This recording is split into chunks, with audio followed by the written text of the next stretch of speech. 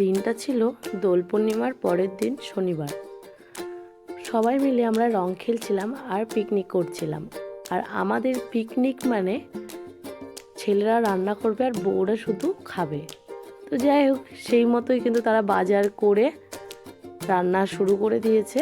তো যাই হোক, আমার তো ছুটি, আমার কোনো কাজ নেই, তো সেই জন্য আমি পাড়াতে রং খেলতে বেরিয়েছি। আর পাশেই কিন্তু আমাদের পাড়ার কাকিমা বৌদিরাও রং খেলছিল। আমাদের পাড়াতে কিন্তু সবাই খুব মজা করতে ভালোবাসে। আর পাশেই ছিল আমার এক মামার বাড়ি, তো আমি চলে গেছিলাম। আর গিয়ে দেখি এখানে বেচারি ও হলো মুখ হাত ধুয়েছে, কেবল ফ্রেশ হচ্ছে, আর আমি তো আবার ভূত করে দিয়েছি। বাড়ি আসলাম, এসে দেখি আমার বর ব্যস্ত, প্রচণ্ড ব্যস্ত থাকে ও। আজকে ছুটির দিনেও ও ব্যস্ত। তো যাই হোক, তারপর আমরা মজা করছিলাম। আর সবাই কিন্তু ভূত হয়ে গেছে। আর এগুলো কিন্তু আবির না, আবিরের সঙ্গে কিন্তু সেই রং মেশানো ছিল, যেটা স্নানের পর বুঝতে পেরেছি।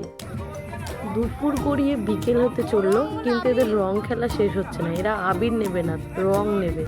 রং খেলা শেষে রাত্রি 9টার সময় মনে পড়েছে ববিতা দিয়ে যে আমি তো ঠান্ডা জলে স্নান করতে পারি না, আর গিজার তো খারাপ হয়ে গেছে। তো বন্ধু এখানে বুদ্ধি দিচ্ছিল, ক্যাশে গরম জল করে স্নান করে নিস। আমরা হোলিতে কিন্তু খুব মজা করেছি। তোমরা কী কী করেছো কমেন্ট করে কিন্তু জানিও। তো আজকের ব্লগটা এই পর্যন্ত, দেখা হচ্ছে নেক্সট ব্লগে। টাটা।